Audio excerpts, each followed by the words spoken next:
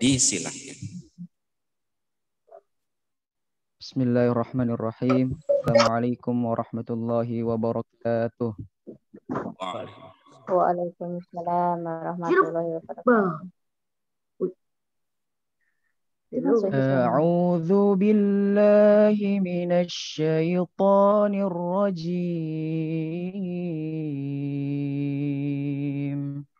Bismillahirrahmanirrahim. Taha ma anzalna 'alaikal qur'ana litashqa illa tadhkiratan liman yakhsha tanzilan mimman khalaqal arda was samawatil 'ula الرحمن على العرش استوى له ما في السماوات وما في الأرض وما بينهما وما تحت الثرى وإن تجهر بالقول فإنه يعلم السر وأخفى الله لا إله إلا هو له الأسماء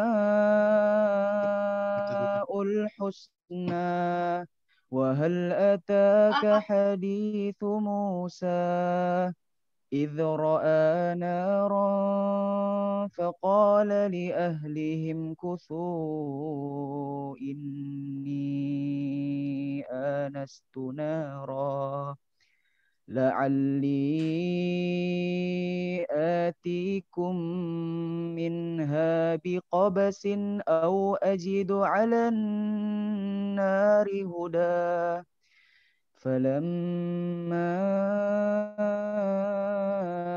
أتاها نودي يا موسى إني أنا ربك فاخلع عليك إنك بالوادي المقدس طوى صدق الله العظيم. Assalamualaikum warahmatullahi wabarakatuh. Waalaikumsalam Warahmatullahi wabarakatuh. Alhamdulillah, telah kita dengarkan lantunan ayat suci Al-Quran oleh Ananda Muhammad Aiman Syawat. Mudah-mudahan menambah keberkahan pada kegiatan hari ini kita semua. Alhamdulillah juga telah bergabung bersama kita orang tua siswa dari SDIT, SMAIT, SMPIT Ar-Rahmah Makassar. Juga kami mengajak kepada pemerhati pendidikan yang peduli dengan perkembangan remaja, di mana tema kita sangat mengena pada pagi ini. Bali belum tentu akhir. Saya menyapa secara umum, Assalamualaikum warahmatullahi wabarakatuh. Waalaikumsalam warahmatullahi wabarakatuh. Juga alhamdulillah telah bergabung bersama kita Kepala Sekolah dari SDIT Ar-Rahmah Makassar, Bunda Yus. Assalamualaikum.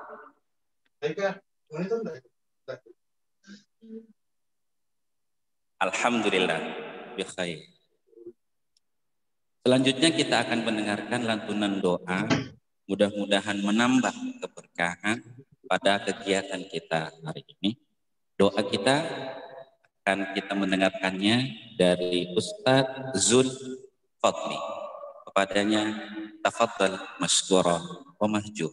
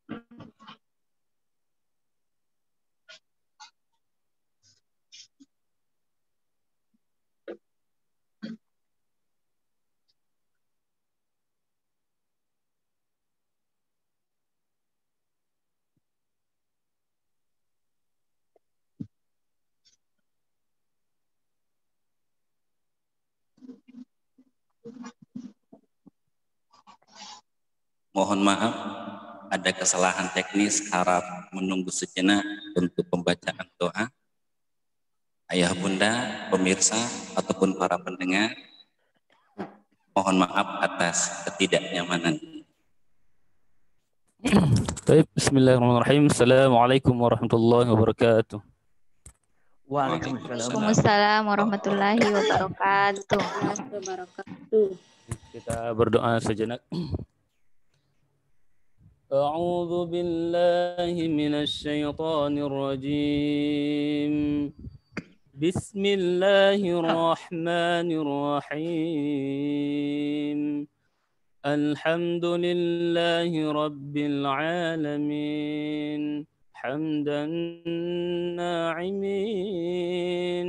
حمدا يوافي نعمه ويكافئ مزيده الحمد لله على نعمة الإيمان الحمد لله على نعمة الإسلام الحمد لله على نعمة الهداية الحمد لله على نعمة الأخوة الحمد لله اللهم اجعلنا محبة القرآن واجعل القرآن حجة علينا واجعلنا قرآنا حجة لنا يوم القيامة ولا تجعل القرآن حجة علينا اللهم ارحمنا بالقرآن ربنا ظلمنا أنفسنا وإن لم تغفر لنا وترحمنا لنكونن من الخاسرين سبحانك رب العزة عما يصفون وسلام على المرسلين والحمد لله رب العالمين آمين آمين رب العالمين. Assalamualaikum warahmatullahi wabarakatuh. Waalaikumsalam warahmatullahi wabarakatuh. Syukran jazakallah kepada Ustaz Zulfadli yang telah menghantarkan doa pada kegiatan kita hari ini. Selanjutnya adalah sambutan yang akan disampaikan oleh Kepala Sekolah SMPIT SMAIT Ar-Rahmah Makassar, dalam hal ini Ibu Najma S. Limonu SS SP. Kepadanya disilakan.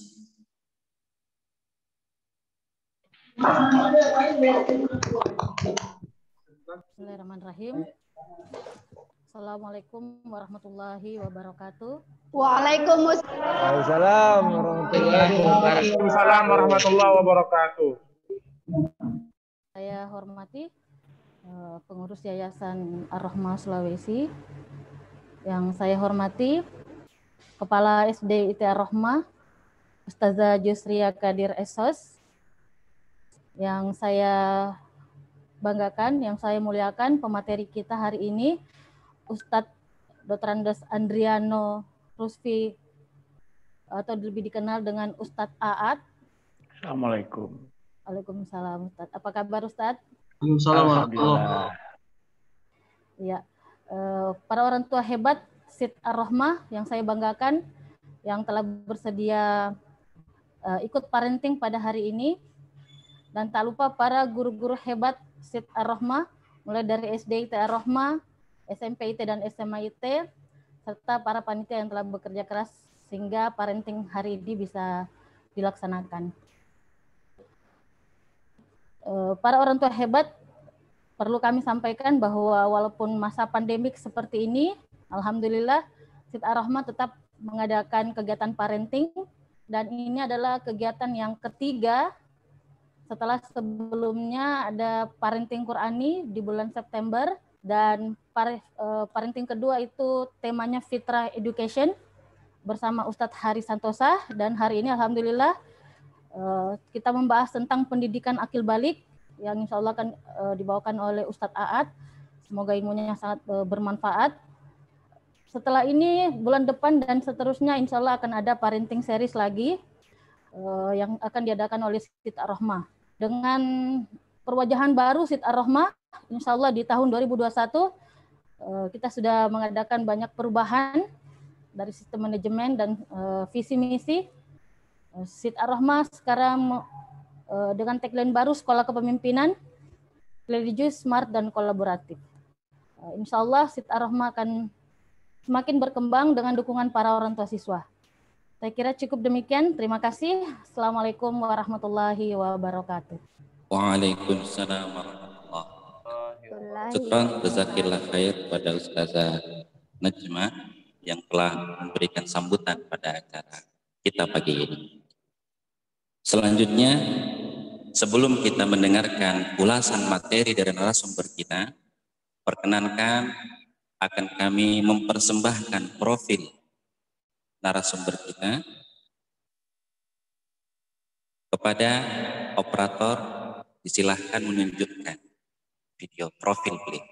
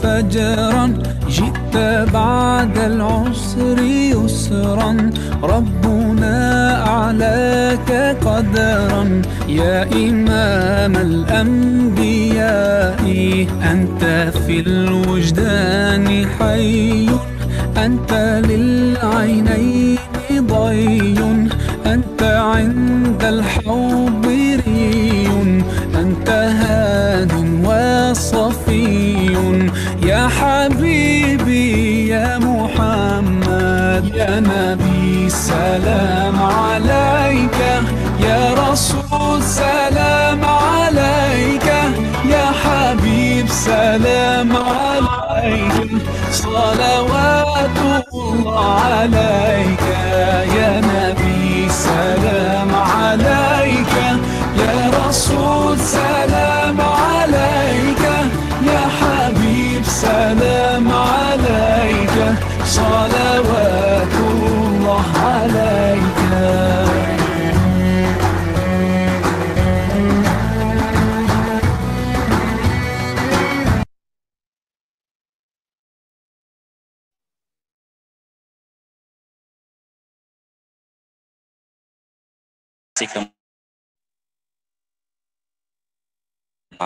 Kali ini kepada seluruh pemirsa, para audiens, ayah bunda,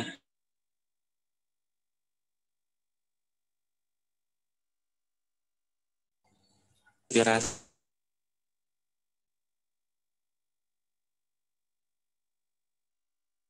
pada pemateri kita, Ustadz Ahmad atau Dr. Andes Adrianus BPSI. Pada Ustadz, disilahkan. Terima kasih. Bismillahirrahmanirrahim. Assalamualaikum warahmatullahi wabarakatuh. Waalaikumsalam. Waalaikumsalam warahmatullahi wabarakatuh. Alhamdulillahirrahmanirrahim. Wassalatu wassalamu ala asyrafil anbiya wal mursalin wa ala alihi wa ashabihi wa man tabi'ahum bi ihsan ila yaumiddin.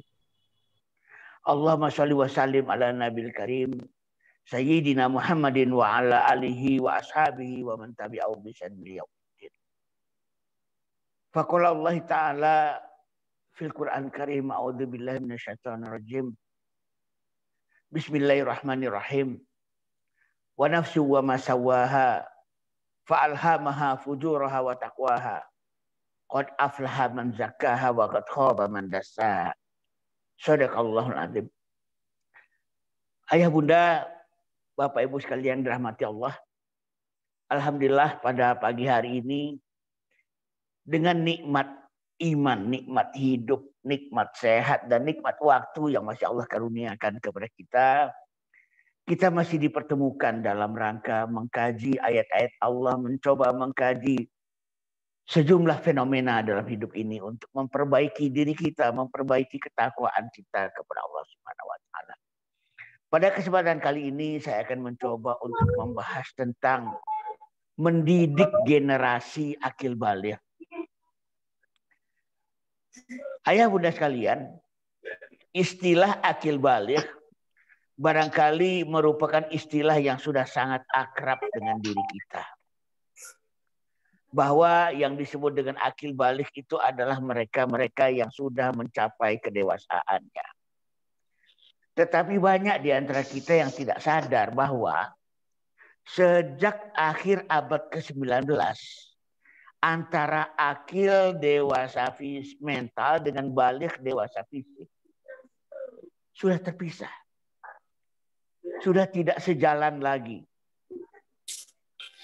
Ayah bunda sekalian, abad ke-18 ya, telah terjadi revolusi industri di Inggris. Ya, tolong di mute dulu ya, ayah bunda yang mikrofonnya masih menyala, tolong di mute dulu. Ya, baik, kita lanjutkan ya.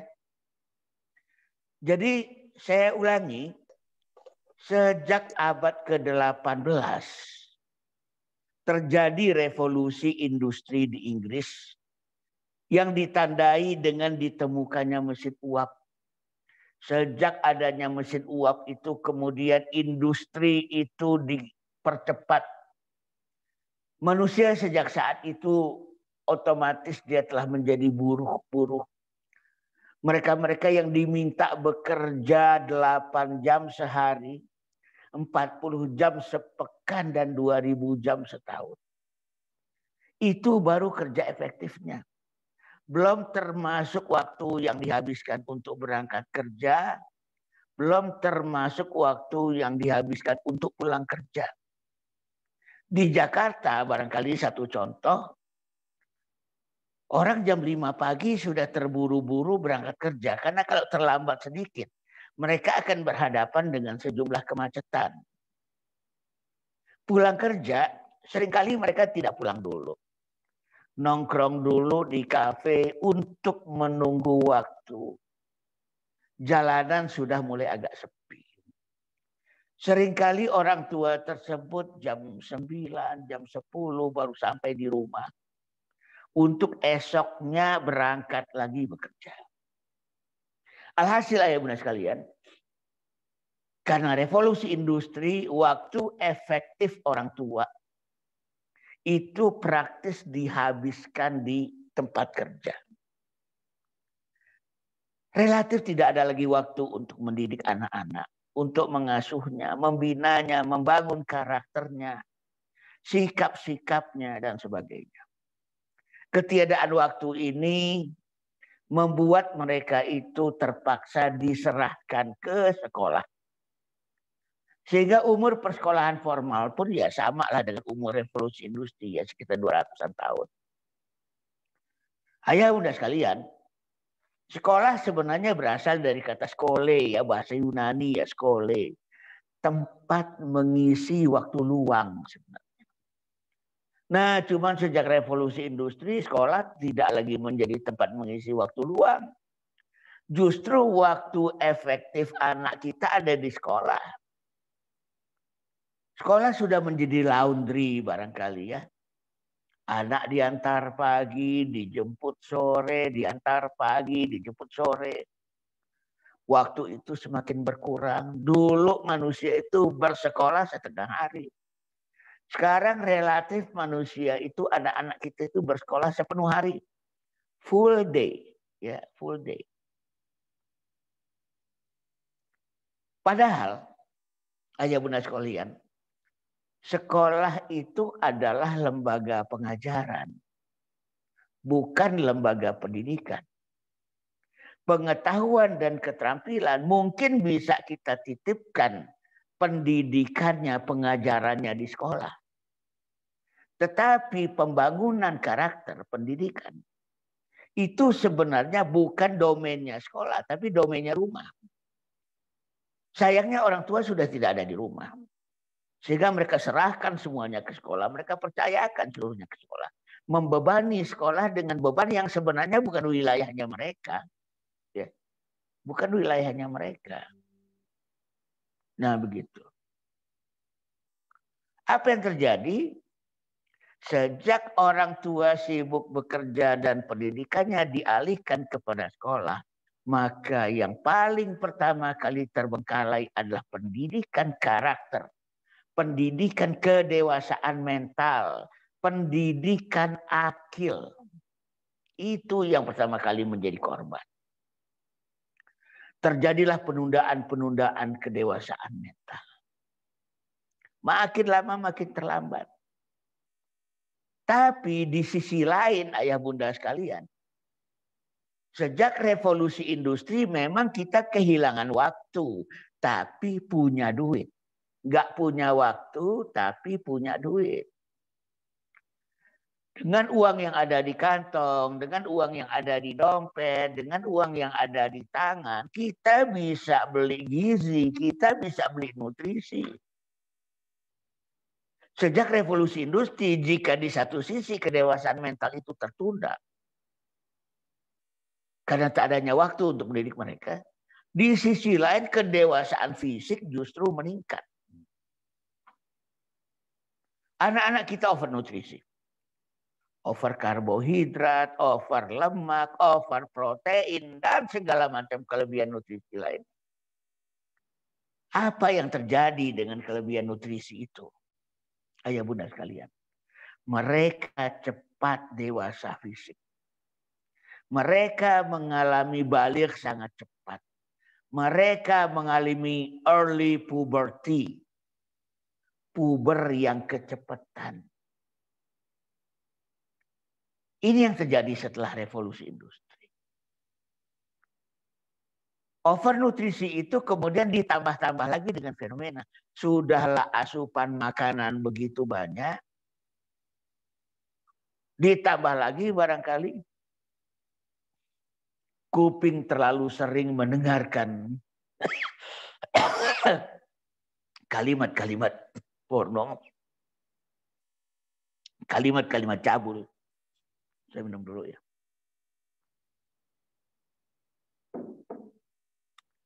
Yang akhirnya merangsang kedewasaan fisik itu lebih cepat. Mata sering menyaksikan pornografi. Adegan-adegan tak senonoh. Yang itu juga lagi-lagi mempercepat kedewasaan fisik mereka. Bahkan beberapa penelitian membuktikan anak-anak yang sering diberikan di make up, dikasih lipstick dan sebagainya, itu juga mempercepat baliknya early puberty.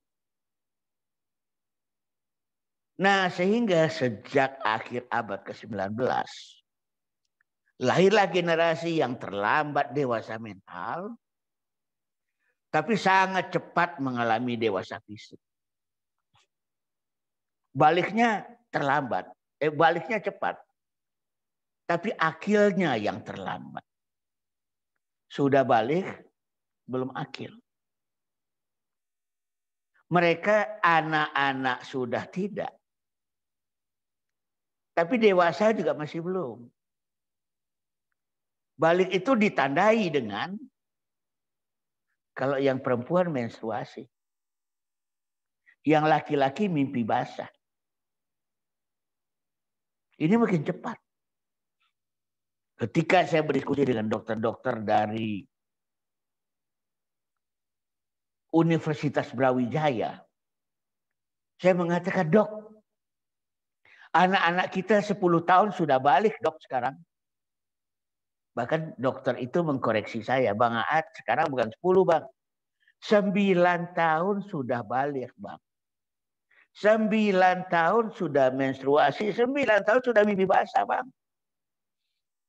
Na'udzubillah min dzalik, makin cepat. Dan ketika saya diskusi dengan teman-teman dosen dari ITB, saya bilang, Prof, anak-anak kita itu sekarang 25 tahun baru akil loh. Saya pun dikoreksi.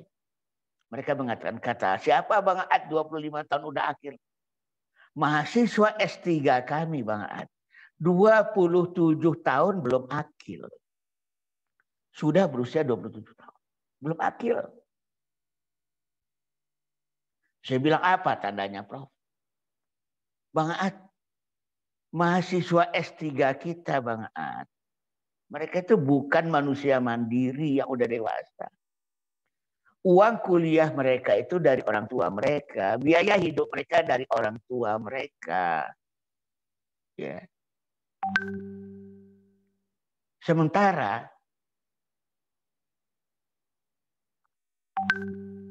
mereka itu juga belum mandiri. Ya, belum mandiri. Kami masih menanyakan kok bagaimana disertasi mereka. Bagaimana dengan bab 1 sudah selesai apa belum? Bab 2 piye kabare gitu ya. Sama sekali belum akil, Bang. 27 tahun paling cepat mereka baru akil. Ayah bunda sekalian, inilah yang terjadi. 9 tahun sudah balik. 27 tahun baru akil. 27 tahun kurang 9 tahun. 18 tahun terjadi masa transisi yang begitu lebar. Sehingga sejak revolusi industri, sejak akhir abad 19, lahir generasi jenis baru. Lahir spesies jenis baru. Di mana mereka anak-anak sudah bukan. Tapi dewasa masih belum. Mereka disebut dengan remaja. Mereka disebut dengan remaja. G. Stanley Hall, seorang psikolog, membuat tulisan yang judulnya Adolescence. Adolescence, remaja dalam bahasa Inggris. Berasal dari bahasa Yunani. Adolescere. Ya, adolescere. Gitu. Yang artinya pre-adult. Anak-anak sudah bukan, tapi dewasa masih belum. Dewasa masih belum. Nah, ini. Anak baru gede. Dibilang anak gede dan dibilang gede anak. Ini yang sekarang sedang kita hadapi. Ya. Generasi remaja. Sebuah periode yang dulu belum ada. Sebelum abad ke-19, sebelum abad ke-20, kita belum mengenal remaja. Literatur psikologi dari barat pun belum mengenal istilah remaja. Nah,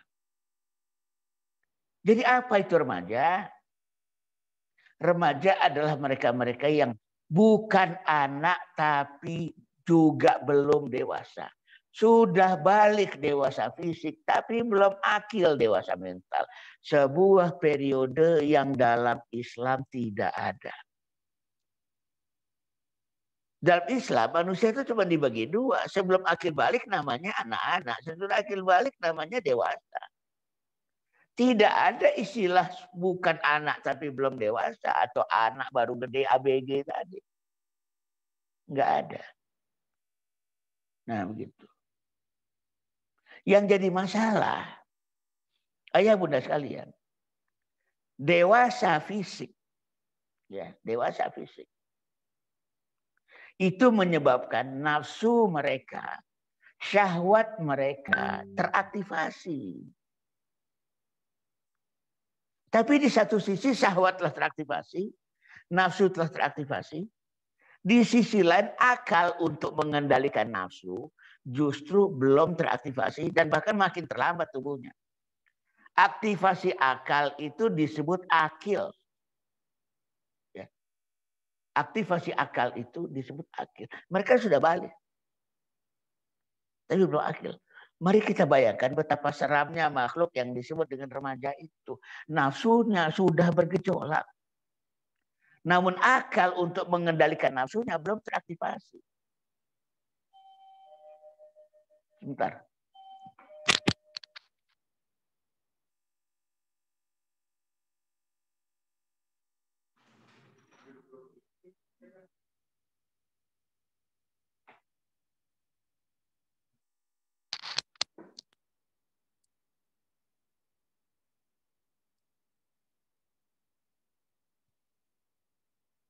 Ya, baik, saya lanjutkan lagi, ayah bunda sekalian. Ini problematika kita. Dalam Al-Quran, surat As-Sams, Allah berfirman, wa nafsi wa masawaha fa'alhamaha fujuraha wa taqwa. Demi jiwa dan penyempurnaannya telah diilhamkan kepada manusia jalan dosa dan jalan takwa sebagai satu paket. Dan ini bagian dari kesempurnaan manusia. Tidak boleh kedua jalan ini terpisah. Tidak boleh kedua jalan ini ada yang lebih duluan dan ada yang lebih belakangan. Jalan dosa adalah jalan nafsu. Itu baru akan teraktivasi ketika manusia balik. Jalan takwa adalah jalan akal. Itu baru akan teraktivasi ketika manusia itu akil. Lalu mari kita bayangkan apa yang terjadi ketika manusia udah balik belum akil. Namanya remaja. Maka terjadi nafsu yang bergejolak sedemikian rupa tanpa mampu dikendalikan oleh akal sehat. Maka yang terjadi pada perilaku remaja adalah fenomena-fenomena pelampiasan hawa nafsu. Mulai dari tawuran, narkoba, geng motor, seks bebas, hamil di luar nikah. Jika dulu Bung Karno berani berkata, berikan aku 10 pemuda akan aku guncang dunia. Sekarang kita terpaksa mengatakan, berikan aku 1 remaja, pusing kepalaku dibuatnya. Terlalu jauh perbedaan kualitas antara pemuda dengan remaja. Kata remaja sendiri dalam terminologi bahasa Indonesia baru ada di kamus di akhir tahun 60-an. Ayah, bunda, bapak, ibu guru yang pernah atau yang mengajarkan di SMP dan di SMA pasti tahu betapa sulitnya mendidik mereka ini. Ya. Betapa sulitnya mendidik mereka ini. Nah, sampai-sampai seorang psikolog dari Amerika Serikat dengan nada putus asa berkata, tahukah kalian bagaimana cara menghadapi remaja? 1, umur 12 tahun tolong dibius mereka. 2, umur 20 tahun dibangunkan lagi. Udah cuma itu saja, tidak ada cara lain. Saking putus asanya mereka. Sehingga mereka mengatakan, menghadapi remaja cuma 2. 1, umur 12 tahun dibius. 2, umur 20 tahun dihidupkan kembali. Sehingga kemudian lahirlah itu generasi anak baru gede. Kita sendiri terjebak untuk mengakui konsep keremajaan ini karena memang terjadi secara masif dan global di mana-mana. Di kemanapun kita pergi saat ini, sesudah anak-anak itu memang remaja. Sehingga kita kira konsep remaja ini konsep yang memang dari sononya, dari Allah. Ya. Kenapa? Mau ke Banda Aceh, mau ke Medan, mau ke Pekanbaru, mau ke Padang, Jambi sampai Papua. Yang akan kita hadapi adalah dari anak-anak, remaja dulu, baru dewasa.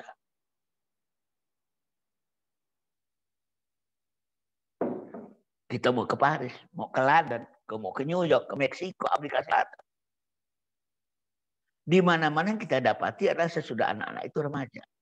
Ini fenomena global. Itu yang membuat kita terlanjur beranggapan bahwa masa remaja adalah masa yang memang wajib dilewati setiap anak manusia dimanapun.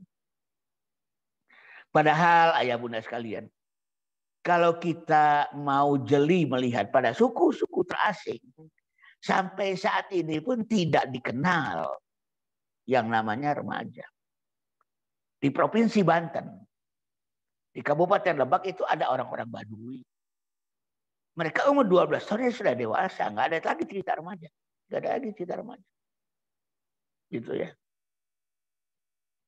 Suku anak dalam di Jambi, 12 tahun dia suruh keluar rumah berburu. Dilarang pulang jika tak dapat buruan, mereka sudah dewasa.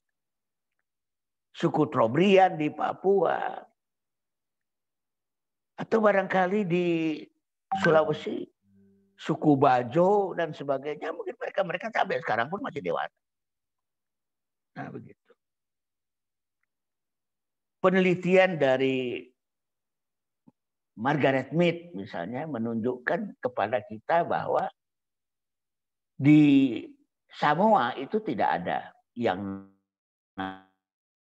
namanya. Nah ini fenomena yang saat ini sedang kita hadapi. Fenomena yang sedang kita hadapi. Kemudian yang jadi masalah juga, kita terjebak untuk mengakui konsep keremajaan ini. Karena kita lihat mendapatkan pembenaran ilmiah. Teori-teori psikologi barat melakukan pembenaran-pembenaran bahwa memang sesudah anak-anak itu remaja dulu. Lalu mendapatkan pembenaran sosial. Ya maklumlah masih remaja, wajar kalau dia belum bisa nyari duit. Maklumlah remaja uring-uringan, maklumlah remaja suka berkelahi, maklumlah remaja bikin geng motor. Yang menyedihkan bahkan mendapatkan pembenaran dari sisi keagamaan. Sampai ada istilah remaja Islam, remaja masjid. Ya. Padahal remaja sendiri bukan istilah yang islami dan bukan istilah yang masjidi. Yang dikenal oleh Islam adalah pemuda, bukan remaja. Ya. Dan ini berbeda ya, beda jauh. Ini bukan sekedar perbedaan istilah. Apa itu pemuda? Pemuda itu adalah mereka-mereka yang akil baliknya satu kesatuan, satu paket. Sepenuhnya dewasa, bukan remaja. Ya, sepenuhnya dewasa. Kita lihat yang namanya pemuda. Peserta Kongres Pemuda kedua di Jakarta tahun 28, rata-rata usianya 14 tahun. Ingat, di usia 14 tahun mereka sudah mengeluarkan yang namanya Sumpah Pemuda. Ya. Sumpah Pemuda. Luar biasa.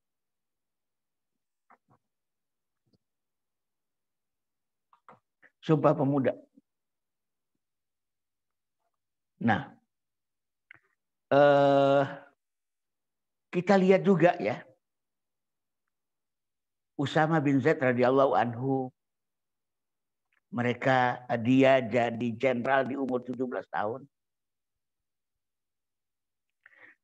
Kita lihat juga George Washington barangkali 17 tahun sudah menjadi duta besar. Host Syukro Aminoto 18 tahun mendirikan syarikat Islam.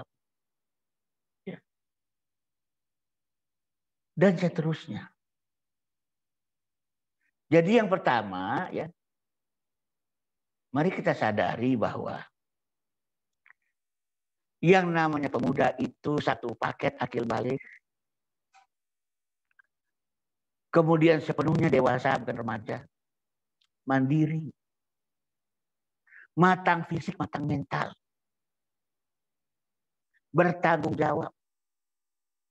Bagian dari solusi dan bukan bagian dari masalah. Bagian dari solusi, bukan bagian dari masalah. Itulah pemuda itu. Nah baik, saya ingin mencoba memberikan komparasi. Ayah bunda sekalian.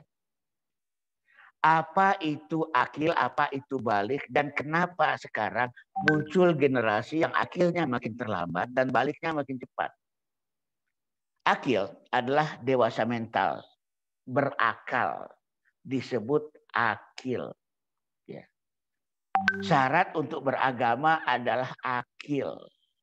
Tak ada kewajiban beragama jika tidak akil. Gitu ya. La dina liman la aklalahu. Tidak ada kewajiban beragama bagi yang tidak akil. Akil adalah dewasa mental. Apa itu balik? Balik adalah dewasa fisik. Balik ditandai dengan mudah. Kalau laki-laki itu dia mimpi basah, kalau perempuan itu dia menstruasi, maka dia disebut sebagai ya balik. Nah, ayah bunda sekalian, akil ini pengaruh dari pendidikan. Kedewasaan mental, kedewasaan akal, kemandirian, tanggung jawab, mampu mengambil keputusan, mampu memecahkan masalah dewasa mental ya. Itu pengaruh dari pendidikan. Tadi saya sudah mengatakan kenapa kemudian akil ini terlambat. Karena pendidikan terbengkalai. Orang tua tak siap untuk mendidik anak, lalu anak diserahkan ke sekolah. Sementara balik itu pengaruh nutrisi. Ya, pengaruh nutrisi. Tadi saya sudah mengatakan, kenapa balik terlalu cepat? Anak mengalami overnutrisi, overprotein, overlemak, overkarbohidrat, overvitamin. Ditambah lagi dengan telinga yang sering mendengarkan kalimat-kalimat cabul. Sehingga hormon-hormon kedewasaan fisik itu semakin cepat teraktivasi. Mata sering menyaksikan tontonan-tontonan porno. Akhirnya hormon-hormon kedewasaan fisik itu semakin teraktivasi. Ada beberapa aktivitas lain, ya, ayah bunda sekalian, yang menyebabkan balik ini juga makin cepat. Contoh ya, TK yang mengajarkan baca tulis hitung, calistung, itu juga mempercepat balik sebelum waktunya. Kenapa? Calistung itu adalah aktivitas intelektual. Calistung itu adalah operasi intelektual.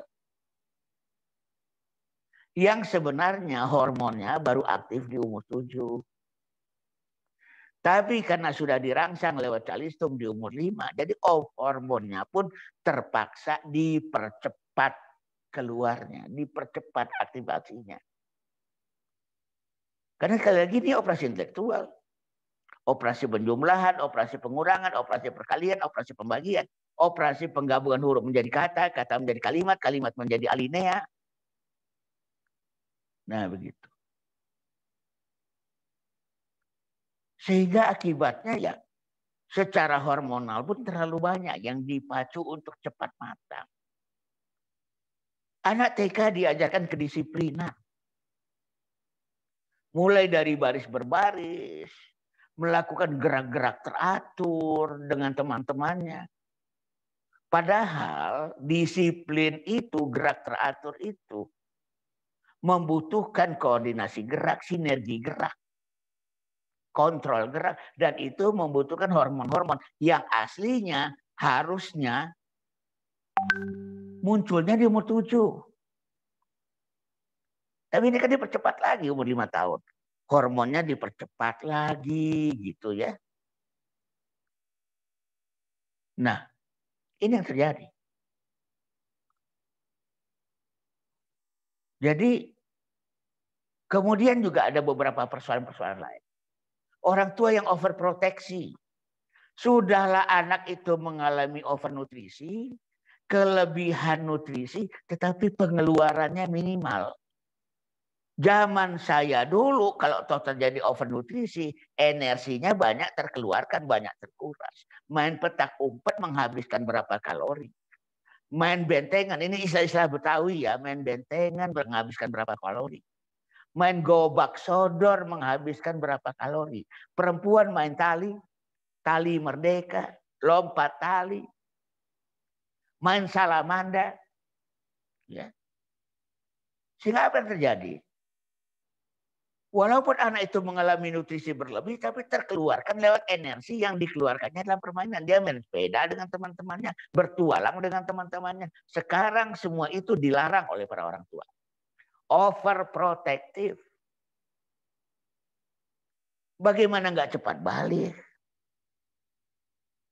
Yang ketiga, akil itu artinya berkembangnya akal, dan balik itu berkembangnya nafsu. Mari kita bayangkan apa yang akan terjadi kalau nafsu itu berkembang, teraktivasi, ingin dilampiaskan, ingin disalurkan, tapi akal untuk mengeremnya nggak terjadi. Dia ingin tertarik dengan lawan jenis, melakukan hubungan seksual, tapi akalnya mengatakan, emang gue pikirin, nikmatin aja dulu. Oh kalau hamil, kumaha engke, kalau kata orang Sunda ya. Gimana nanti aja lah kalau hamil. Yang penting nikmati aja. Karena dia belum berkembang akalnya. Sementara nafsunya udah luar biasa. Akil itu fungsi tanggung jawab. Sedangkan balik itu fungsi reproduksi. Ayah bunda sekalian, pada dunia manusia, bersamaan dengan teraktivasinya fungsi reproduksi alias bikin anak bahasa gampangnya ya, juga teraktivasi fungsi rekreasi seksual. Ingin bernikmat-nikmat secara seksual. Beda dengan binatang. Binatang hanya mengenal reproduksi, tidak mengenal rekreasi seksual. Bagi mereka tak ada yang disebut dengan kenikmatan seksual itu. Manusia mengalaminya. Bahkan barangkali kenikmatan seksual itu adalah sebuah kenikmatan yang luar biasa.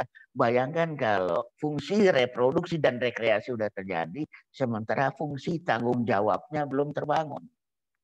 Ya sudah, yang penting nikmati aja dulu. Ini asik gitu ya. Nah, sampai-sampai sekarang beberapa oknum-oknum, walaupun ini oknum ya, bukan resmi, di Kementerian Kesehatan kita sedang membuat program-program. Pertama, program yang namanya kondomisasi remaja. Ya sudahlah, mereka ingin menikmati kenikmatan seksual, dikondomin aja. Dipakaikan kondom. Kalau hamil gimana? Mereka juga sedang mempersiapkan program yang namanya ya aborsi sehat. Akhirnya begitu. Ketika tanggung jawab terjadi. Akil artinya mandiri dan bertanggung jawab. Balik artinya life instinct and death instinct. Insting kehidupan dan insting kematian. Ya. Syahwat dan ghadab kalau kata Imam Al-Ghazali. Life instinct itu adalah syahwat. Agresivitas atau death instinct itu adalah ghadab. Sementara akil itu melahirkan manusia mandiri dan tanggung jawab. Jadi mari kita bayangkan, bukankah ini berpasangan? Satu paket, tak bisa dipisahkan. Nah, ayah bunda sekalian, balik yang terlalu cepat ini, ini disebabkan oleh peran bunda yang lebay. Peran bunda yang lebay. Bahkan misalnya anak kecil kita umur 2 tahun, disuapi udah kenyang. Kalau udah kenyang ya jangan disuapi. Kok masih disuapi terus? Akibatnya kan dia jadi overnutrisi. Kecuali kalau dia masih bayi di bawah 2 tahun ya. Kalau ketika dia sudah menjadi anak di atas 2 tahun, dia sudah punya kesadaran tentang lapar dan kenyang. Kok sudah kenyang masih disuapi juga? Bagaimana nggak overnutrisi dia? Gimana nggak kecepatan baliknya? Overproteksinya bunda. Anak nggak boleh begini, nggak boleh begini, nggak boleh begini. Mau camping nggak boleh. Ini musim hujan, bahaya. Nanti kamu bisa masuk jurang, kepleset. Kalau musim panas gimana? Nggak boleh. Nanti ada kebakaran hutan. Naik sepeda nggak boleh. Nanti kamu ditabrak kendaraan. Kendaraan sekarang banyak dan ngebut. Ya. Padahal kalau banyak itu nggak akan ngebut. Kalau ngebut biasanya nggak banyak. Di sisi lain, akil yang terlalu cepat itu karena ya, akil yang terlalu cepat karena ayahnya abai. Jadi ini kita berhadapan dengan dua persoalan ya. Balik yang terlalu cepat itu karena bundanya lebay, akil yang terlalu lambat ini karena ayahnya abai. Sejak revolusi industri, ayah bunda sekalian, para ayah ini merasa bahwa pendidikan anak itu bukan urusan dia. Itu urusan bunda. Akibatnya apa? Mereka merasa tidak perlu mendidik anak. Padahal bicara tentang akil, pendidikan akal, itu urusan ayahnya. Urusan ayah. Tapi ayahnya entah kemana sekarang. Mari kita lihat siapa sih tokoh-tokoh pendidikan anak dalam Al-Quran. Nama yang paling terkenal adalah Luqmanul Hakim. Dan itu adalah ayah. Itu ayah. Kemudian ya, Ibrahim, laki-laki. Imran, laki-laki. Yakub, laki-laki. Zakaria, laki-laki. Entah kenapa sekarang para ayah menganggap mendidik anak bukan urusannya. Ya. Mendidik anak bukan urusannya. Nah, ini yang jadi masalah sekarang. Ketika ada hal yang semacam ini. Dalam Al-Quran ada 17 ayat tentang pendidikan anak. 14 dari 17 ayat tentang pendidikan anak itu pelakunya ada ayahnya. 2 ayat dari 17 ayat tentang pendidikan anak itu pelakunya ada ibunya. 1 dari 17 ayat tentang pendidikan anak itu pelakunya ada kedua-duanya. Alias 85% ayat Allah tentang pendidikan anak pelakunya adalah ayahnya. Wahai ayah, mari sadari ini. Akil yang terlambat ini karena ayahnya abai. Dalam satu hadis yang sangat terkenal, Rasulullah mengatakan, "Kullu mauludin yuladu 'alal fitrah fa abawahu yuhawidani aw yunasrani aw yumajjisani." Setiap anak terlahir dalam fitrah, abawahu, ayahnya yang menjadikannya Yahudi, Nasrani atau Majusi, tidak disebut ibunya di situ. Fa abawahu. Pernah ada yang bertanya pada saya, Ustadz, kenapa sih dalam Islam dibiarkan laki-laki mukmin menikahi wanita ahli kitab? Ntar anaknya jadi ahli kitab dong karena ibunya ahli kitab. Kan yang mendidik ibunya. Saya bilang sama yang bertanya, Bu, dalam Islam itu yang mendidik anak bapaknya. Makanya jika bapaknya mukmin menikahi wanita ahli kitab, insya Allah anaknya mukmin. Karena bapaknya mukmin. Karena yang mendidik anak dalam Islam itu adalah bapaknya. Para ayah mungkin lupa ya.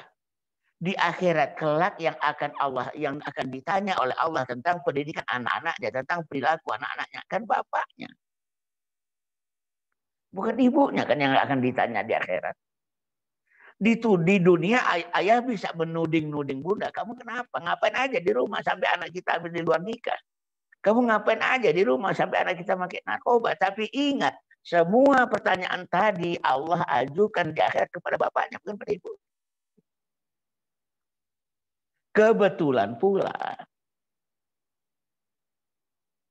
di akhirat itu manusia memang punya kecenderungan untuk menyalahkan bapaknya. Kenapa kamu durhaka, kata Allah?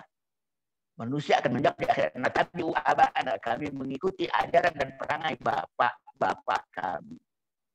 Bapak yang itu. Natabi'u aba'ana. Kami begini karena kami mengikuti perangai dan ajaran bapak-bapak kami.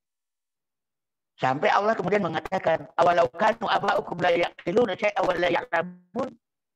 Apakah kamu akan tetap mengikuti ajaran dan perangai bapak-bapak kamu walaupun dia tidak berakal dan tak berilmu? Afala taqilun. Kenapa kalian tidak menggunakan akal kalian? Bapak kok yang bisa.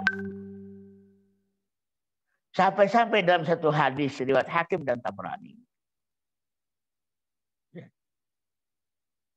Rasulullah bersabda, sejengkal anak gadis kita keluar rumah tak menutup aurat, sejengkal pula ayahnya dekat dengan pintu neraka. Itu yang disampaikan. Ayahnya, bukan ibunya. Dan mari ayah tolong ingat, doa anak soleh hanya Allah akan berikan kepada yang mendidik anaknya di waktu kecil. Jika ayah tak turut mendidik anak di waktu kecil, maka resikonya adalah ayahnya tak mendapatkan doanya anak soleh. Karena doanya anak soleh berbunyi, Rabbighfirli wa liwalidayya warhamhuma kama rabbayani shaghira. Wahai Rabbku, ampunilah dosaku dan dosa kedua orang tuaku, rahmatilah keduanya. Sebagaimana karena keduanya telah rabbayani, mendidik aku. Keduanya telah mendidik aku di waktu kecil. Ayah yang tak turut mendidik anaknya di waktu kecil terancam tak mendapatkan doanya anak soleh. Sayang. Sementara pahala kita tidak cukup untuk membeli surganya Allah yang mahal itu. Untuk membeli surga Allah yang mahal itu dibutuhkan 3 hal. Sodaqotun jariyah, sodakoh yang memiliki multiplying effect. Wal ilmu yuntafa'u bi, ilmu yang dimanfaatkan. Wa waladun solihun yad'uhu, anak soleh yang mendoakannya. Mendoakan ayah bundanya yang mendidik mereka di waktu kecil. Nah, jadi sekali lagi, fenomena keremajaan, fenomena sudah balik belum akil ini terjadi karena bunda lebay, ayah abai, lahirlah generasi alay. Generasi remaja.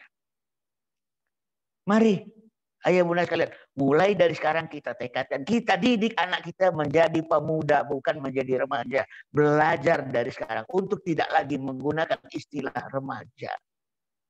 Walaupun ada istilah remaja, masjid remaja Islam. Tapi kita menggunakan istilah pemuda, syabab. Seperti generasi terdahulu. Tan Malaka yang 15 tahun sudah merantau ke Belanda untuk kuliah. Buya Hamka yang 16 tahun sudah merantau ke Mekah menuntut ilmu. Bung Karno yang 21 tahun mampu berpidato memukau di depan parlemen Belanda. Indonesia menggugat. Nah, terakhir, ayah bunda sekalian, lalu apa yang bisa dikolaborasikan antara rumah dengan sekolah agar kembali lahir generasi akil balik ini? Agar lahir kembali generasi dewasa, generasi pemuda yang dibanggakan ini. Ya. Pertama, mari kita bedakan. Tanggung jawab pendidikan ada di rumah dan tanggung jawab pengajaran ada di sekolah. Jangan bebani sekolah dengan beban yang memang bukan kompetensinya. Lalu kita salah-salahkan, karakter anak saya jelek. Sekolah salah. Oh enggak. Bicara tentang karakter itu dididik, nggak bisa diajarkan. Dan itu dilakukan oleh rumah. Bukan oleh sekolah. Nah kalau pengajaran itu domainnya 2 ya. Pertama, akademik. Ya. Yang kedua, kecakapan. Knowledge, ya, pengetahuan itu boleh diserahkan ke sekolah. Skill itu boleh diserahkan ke sekolah. Matematika oke, sekolah yang ngajarin. Bahasa Indonesia oke yang ngajarin. Sekolah. berenang, memanah, menunggang kuda itu bisa menjadi wilayahnya sekolah. Tapi bicara tentang kemandirian, tanggung jawab, pemecahan masalah, mengambil keputusan, memikul resiko atas keputusan yang dibuat, kemampuan mencari nafkah, dan sebagainya, itu adalah domain dari rumah.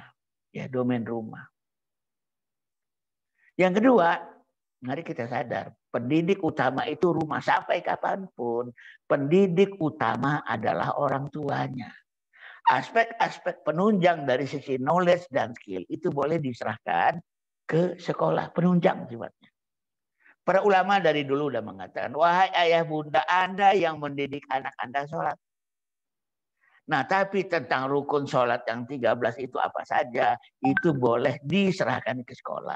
Tu'maninah itu ukurannya apa? Itu boleh diserahkan ke sekolah. 7 tulang yang harus menempel di lantai pada saat kita sujud, itu apa saja? Itu boleh diserahkan ke sekolah. Al-Quran itu tanggung jawab orang tuanya. Mengajarkannya dia Al-Quran. Tetapi bagaimana makhraj yang benar itu boleh diserahkan ke sekolah. Bagaimana tajwid yang benar itu boleh diserahkan ke sekolah. Tapi Al-Qurannya sendiri harus menjadi tanggung jawab orang tuanya. Yang ketiga, rumah itu penanggung jawab pendidikan anak. Sementara sekolah adalah asisten ahlinya. Asisten. Yang membantu orang tua. Menjadi caretaker bagi orang tua saat orang tua nggak punya waktu. Mengasisteni, tapi tanggung jawab nggak bisa didelegasikan. Nggak ada yang namanya delegating of responsibility. Kalau delegating of authority ada, ya. Pendelegasian otoritas ada, tapi pendelegasian tanggung jawab itu tidak ada. Nah, gitu. Nah, tadi saya sudah katakan rumah mendidik karakter, sekolah mengajarkan pengetahuan dan kecakapan. Kenapa? Karena kalau bicara tentang pendidikan karakter, karakter itu pada dasarnya ditularkan, bukan diajarkan. Yang diajarkan itu teori-teori tentang karakter yang baik. Tapi pendidikan karakternya sendiri ditularkan. Siapa penularnya? Yaitu orang yang paling tulus pada anak. Nggak ada lagi yang lebih tulus pada anak kecuali orang tua kandungnya. Setulus-tulusnya guru-guru di sekolah tidak mungkin mengalahkan ketulusan orang tua kandung pada anaknya. Nggak mungkin. Dan karakter ditularkan. Sedangkan pengetahuan dan kecakapan itu ditransformasi, diajarkan.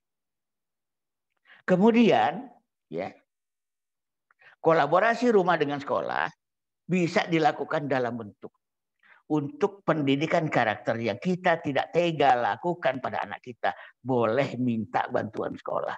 Karena sekolah salah satu fungsinya adalah kawah candra di muka, terutama untuk anak 7 tahun ke atas. Kalau 7 tahun ke bawah tidak, karena 7 tahun ke bawah itu anak mesti diperlakukan sebagai raja. Ya. Kata Sayyidina Ali.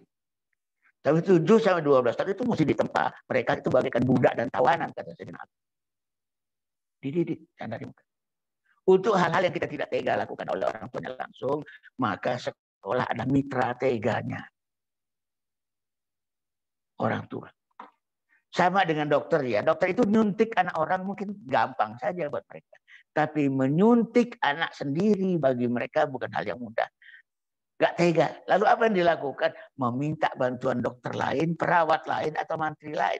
Kira-kira begitu pula lah kita dalam mendidik anak-anak kita. Saat kita tak tega melakukannya pada anak kita sendiri, kita titipkan tega itu kepada sekolah. Ya. Makanya zaman dulu kalau orang membawa anaknya ke sebuah pesantren, itu orang tua itu tangan kanannya membawa beras, tangan kirinya membawa rotan. Dia titipkan, Pak Kiai, aku titip anakku dididik di sini. Ini beras untuk makan mereka. Ini rotan untuk mukul anakku kalau dia nakal. Ada kepasrahan itu. Sekarang tangan guru-guru dibelenggu oleh orang tua. Salah sedikit dilaporkan polisi. Salah sedikit dilaporkan ke Komnas Anak, ke KPAI. Padahal ini adalah mitra teganya orang tua. Untuk sesuatu yang kita tidak tega lakukan pada anak kita sendiri. kita titipkan kepada sekolah. Bismillah. Bapak Ibu guru, aku tak tega mendidik anakku sendiri. Tega nggak sama dengan kejam ya. Tega itu artinya konsisten, menegakkan prinsip. Bahwa belas kasihan kita tidak mengganggu kita di dalam menegakkan prinsip. Konsistensi itu namanya tega. Nah ini bisa dititipkan ke sekolah. Jadi ayah bunda sekalian, agar lahir anak-anak yang akil baliknya terjadi bersamaan paling lambat di umur 15 ya. Karena jelas dalam Islam dikatakan mukallaf itu paling lambat terjadi di umur 15. Umur 15 manusia itu harus jadi dewasa. 15 itu akil dan baliknya sudah selesai. 15 itu mandiri, bertanggung jawab, mampu mencari nafkah. Memecahkan masalah, mengambil keputusan, memikul resiko. Ini di umur 15. Ya. Nah, apa yang harus dilakukan? Mungkin waktunya nggak sempat kita bahas sekarang karena materi akil balik ini awalnya itu 8 kali pertemuan alias 2 hari. Ya. Tapi setidak-tidaknya saya akan menyampaikan beberapa poin. 1, sadarkan mereka. Karena kunci kedewasaan itu lewat kesadaran, tidak semata-mata lewat pembiasaan. Yang kedua, biarkan mereka hidup di tengah-tengah realita. Karena kenyataan dan realita itu yang akan mendewasakan manusia, yang akan mengakilkan manusia sekaligus menekan baliknya. Yang ketiga, orang tua yang berani dan tega dalam mendidik anak, terutama ayahnya sebagai raja tega. 3 ini prakondisi yang harus kita bangun. Ya. 3 ini prakondisi yang harus kita bangun. Pertama, bangun kesadaran. Yang kedua, hidupkan di tengah, besarkan anak kita di tengah realitas. Yang ketiga, pendidikan yang berani dan tega. Sedangkan aspek-aspek pendidikan sendiri yang perlu dididik pada anak adalah pertama, bagaimana menekan balik yang kecepatan. Nah ini ada beberapa tindakan yang mesti dilakukan, tidak bisa saya sampaikan sekarang karena masing-masing aspeknya juga panjang penjelasannya. Yang kedua, membangun tanggung jawab. Ya, membangun tanggung jawab. Membangun tanggung jawab. 7 sampai 9 tahun tanggung jawab pribadi. 10 sampai 12 tahun itu tanggung jawab sosial. Yang kedua, didik mereka untuk mampu memecahkan masalah. Sejak 7 tahun manusia ini pada dasarnya sudah mampu memecahkan masalah. Yang ketiga, didik mereka untuk mengambil keputusan. Didik mereka untuk mengambil keputusan. Yang keempat, didik mereka untuk memikul resiko, bertanggung jawab atas resiko keputusan yang mereka buat. Kemudian yang kelima, terutama bagi laki-laki, didik mereka mencari nafkah. Sejak kapan? Sejak 10 tahun. Itu sunnahnya. Sejak 10 tahun. Ya. Nah kemudian yang terakhir, didik mereka berorganisasi. Ya, didik mereka berorganisasi. Nah begitu. Artinya mereka itu mulai dididik untuk dalam berorganisasi itu belajar manajemen, belajar kepemimpinan, belajar kerjasama, belajar komunikasi, belajar pemecahan masalah, belajar pengambilan keputusan. Ya. Banyak hal yang bisa dilakukan, yang bisa didapatkan oleh manusia itu dalam berorganisasi, yang memacu akilnya,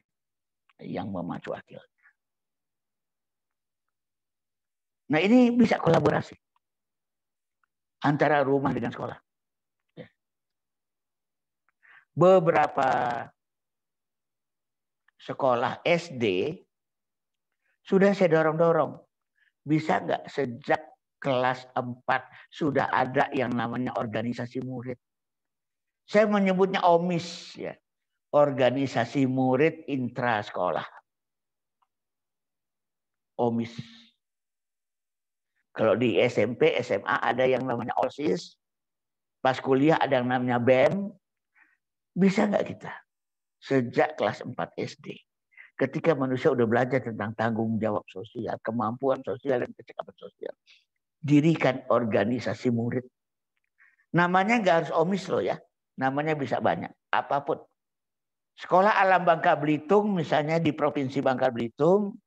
Mereka punya organisasi untuk muridnya. Namanya bukan OMIS, tapi keren. Banyak hal-hal yang kemudian dihandle oleh OMIS itu. Ketika saya berangkat ke Bangka Belitung, banyak di antara mereka yang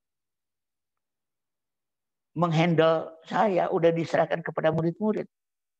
Nelfon saya, ngundang saya, ngingetin jadwal saya dan sebagainya. Nah, tapi kalau beli tiket, reservasi hotel tentunya bukan mereka. Karena untuk transaksi di atas 100.000 kata Majelis Ulama Indonesia, tentunya itu harus hanya boleh dilakukan oleh mereka-mereka udah akil balik. Tapi sebelum itu di bawah 100.000 udah boleh dalam rangka mendidik mereka. Nah, ayo mereka kalian, mungkin itu dulu sebagai pengantar ya dari saya tentang mendidik manusia akil balik, mendidik pemuda, mendidik makhluk dewasa. Mari, kita ini terlalu banyak kemunduran sekarang. Tahun 1951, Kementerian Pendidikan dan Pengajaran kita itu punya target keren banget. Ya.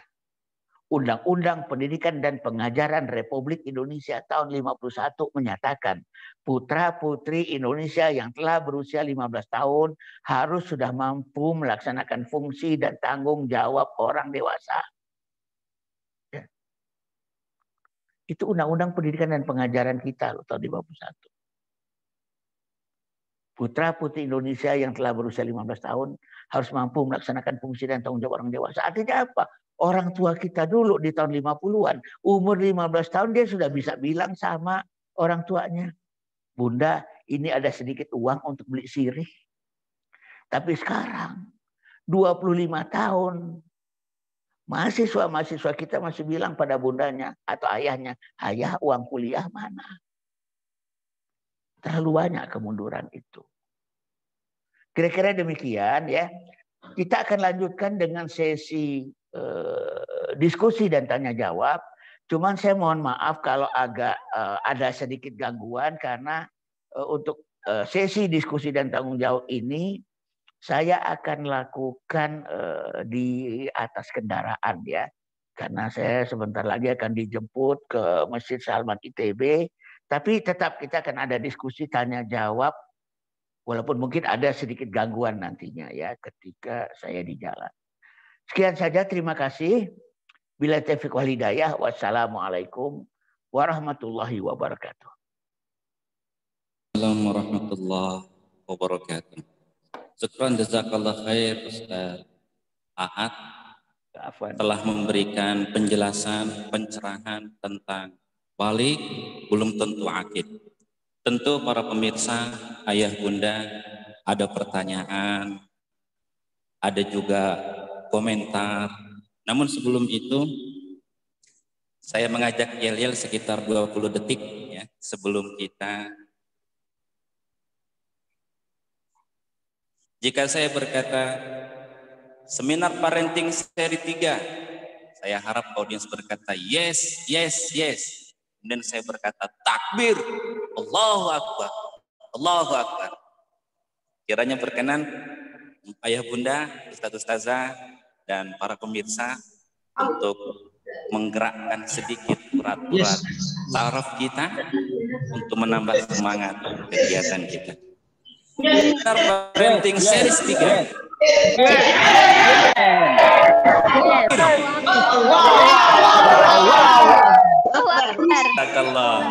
Kita ulang satu kali lagi. Yes. Parenting series 3. Yes.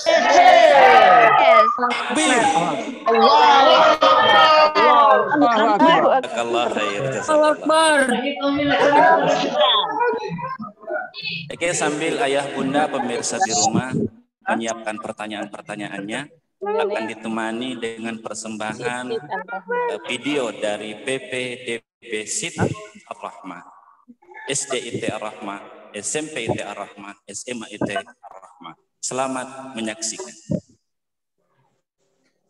280.000. Apa itu selamat menyaksikan? Apa yang selamat menyaksikan? Promosi.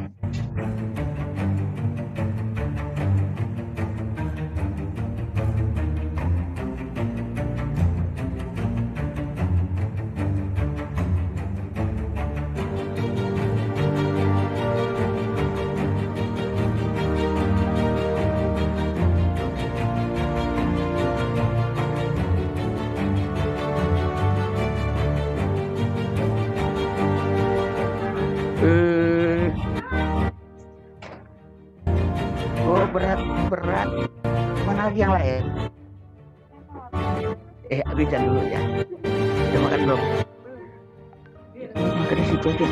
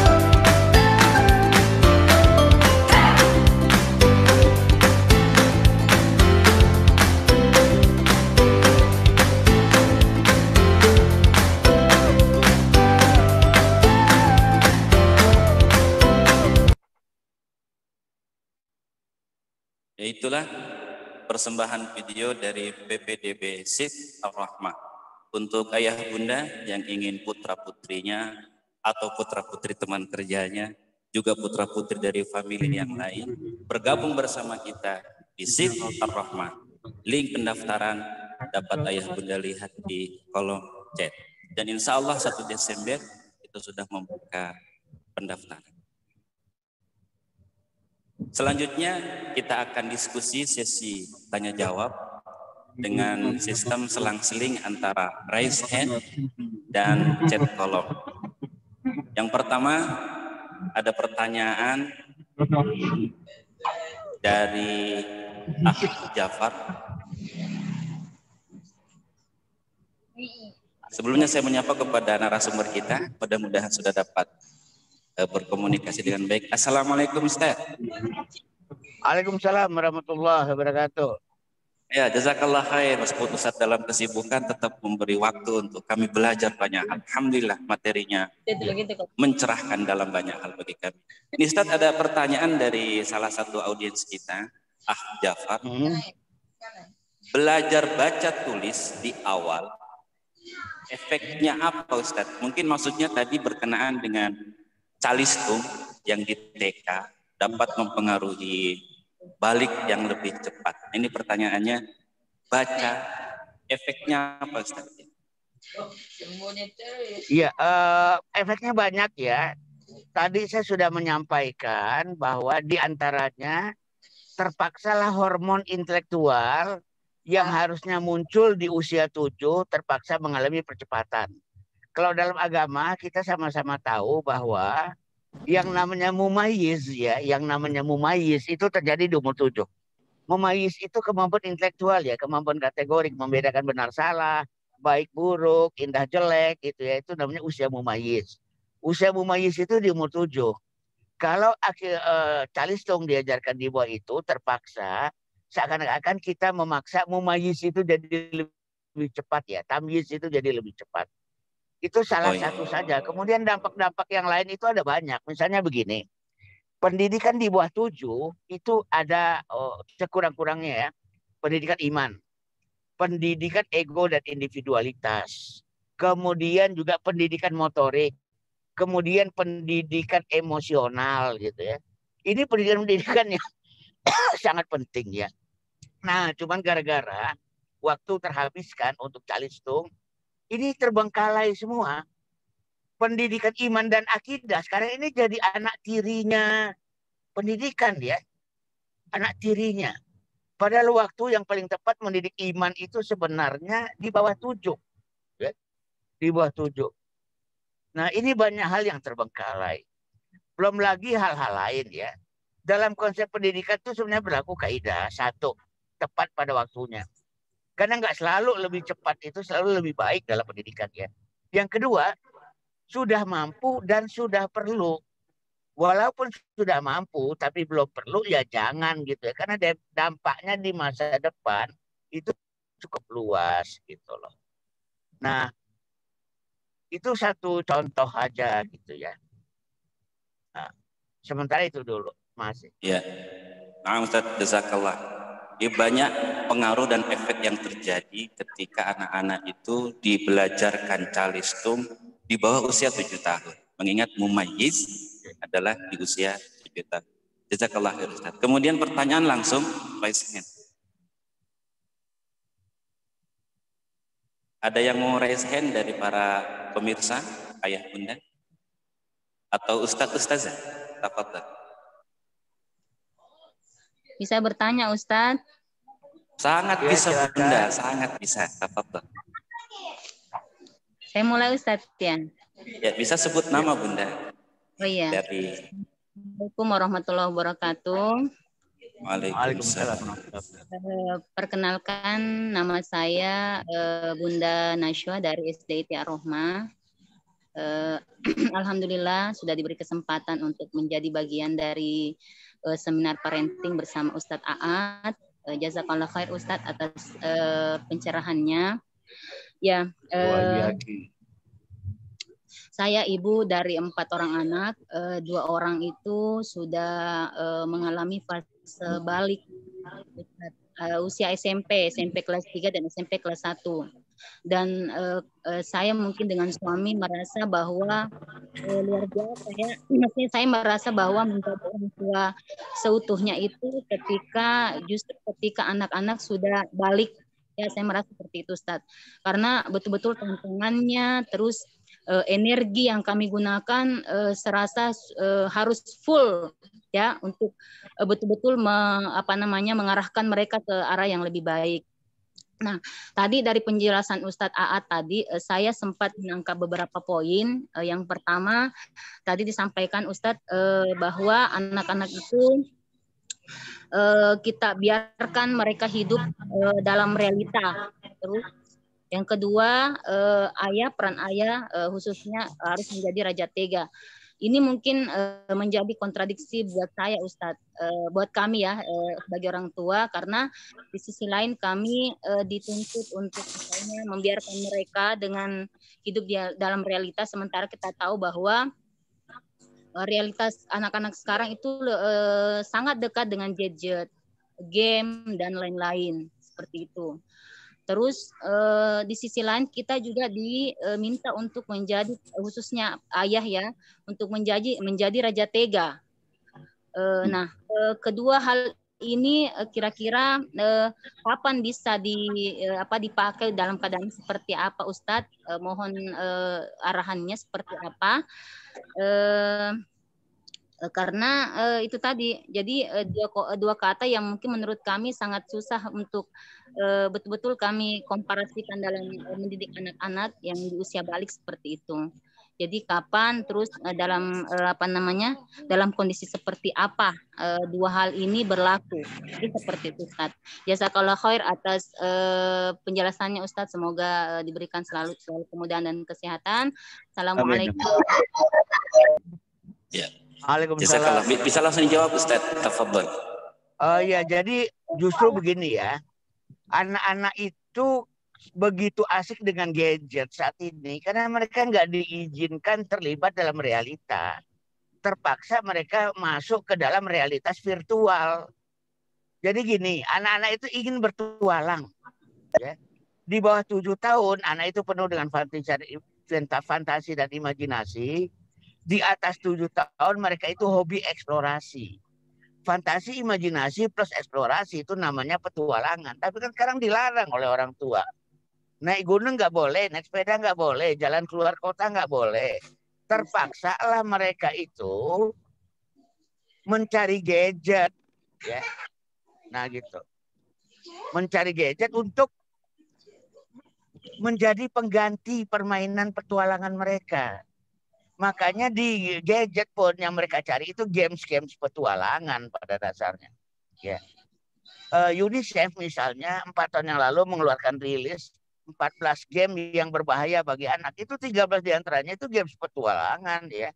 Karena mereka tidak diizinkan hidup di tengah realita. Nah begitu. Intinya adalah hidup di tengah realita itu biarkan mereka menghadapi kenyataan apa adanya. Menghadapi resiko, menghadapi masalah. Ya.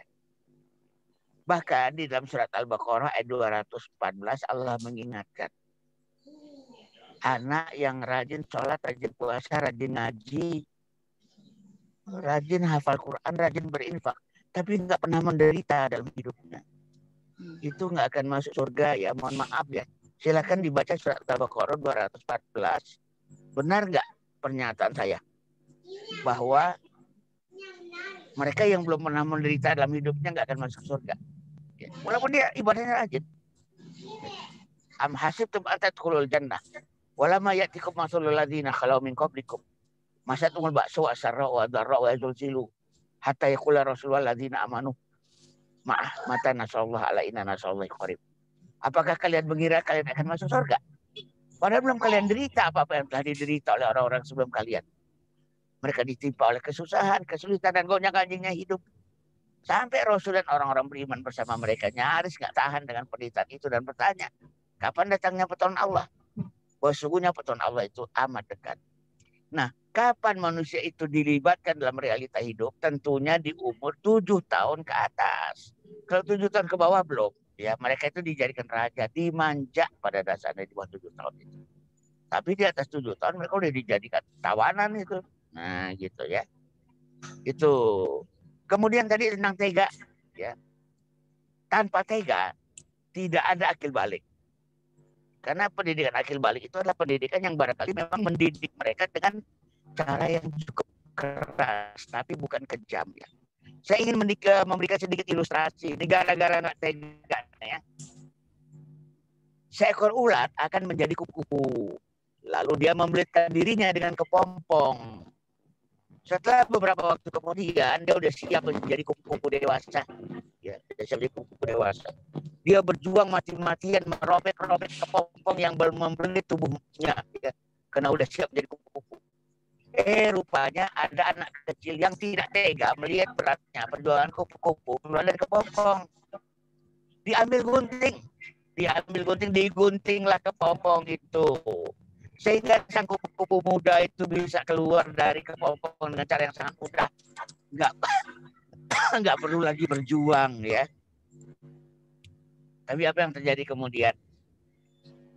Kupu-kupu muda ini tidak bisa merentangkan sayapnya dan nggak bisa terbangkan apa?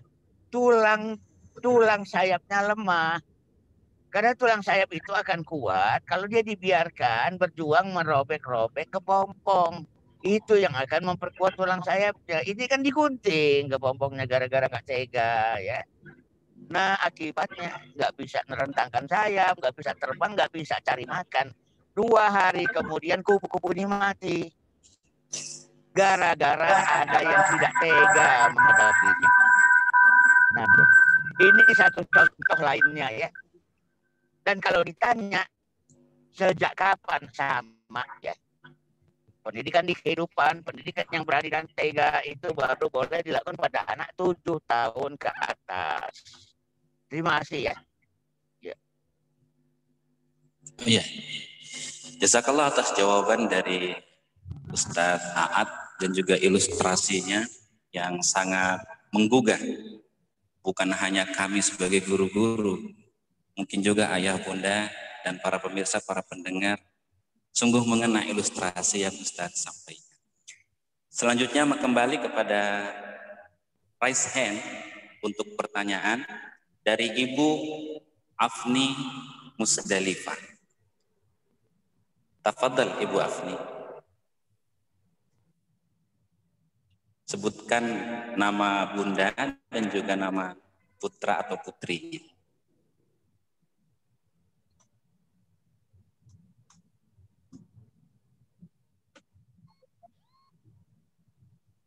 Tolong di-on-kan audionya.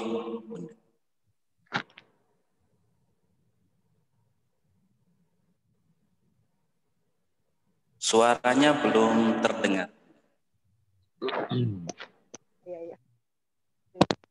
Assalamualaikum warahmatullahi wabarakatuh.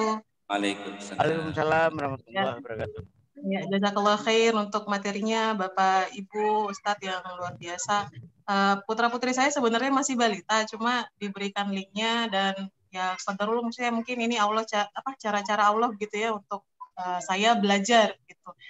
Banyak apa namanya?